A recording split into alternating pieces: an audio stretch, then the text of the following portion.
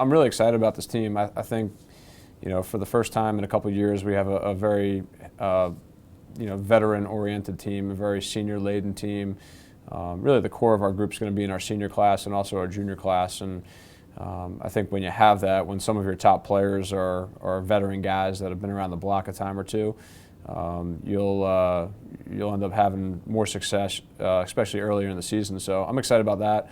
I think that defense has been a strong suit for us for a number of years now, and I don't think that will change much. We have a lot of the same personnel back. So this year on defense, that's going to be Lucas Michaelinich. Lucas is a fifth-year senior for us and is going to be returning as a veteran presence for us. And he just ran with it in the fall. I mean, he took on that leadership responsibility, directing traffic and doing everything that Ty Souders did a year ago, and he's taken on that role and done a great job. So we expect him to be the glue guy of our defense, but he's also perhaps our best cover guy as well. So we'll expect him to cover the other team's best dodger or second best dodger, depending on the game, but also be able to direct traffic in our defense as well.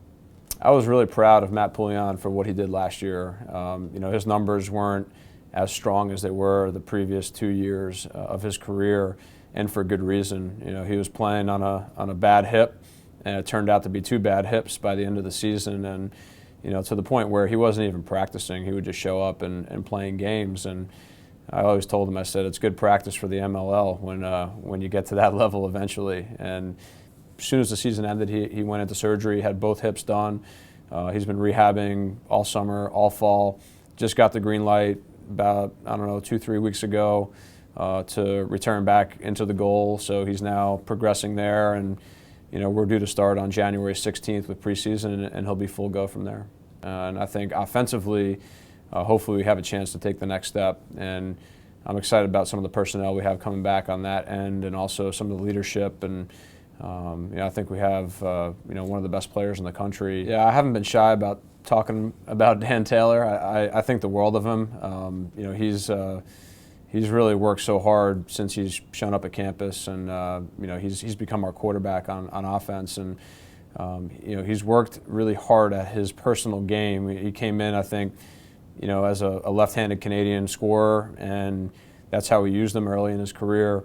But he's really developed his game to be a dual threat as a dodger, also as a feeder, has developed the ability to work to his offhand, his weak hand, and create scoring opportunities. But the thing that he's done the best has been in the area of leadership. He's really developed into the vocal presence on the field, and to the point where I can trust him to be able to make calls, to call audibles throughout the course of a game, and really just rely on him to be a coach on the field. And there's not a lot of players in my 10-year coaching career, a couple as an assistant and then as a head coach, where I've been able to lean on a player that way.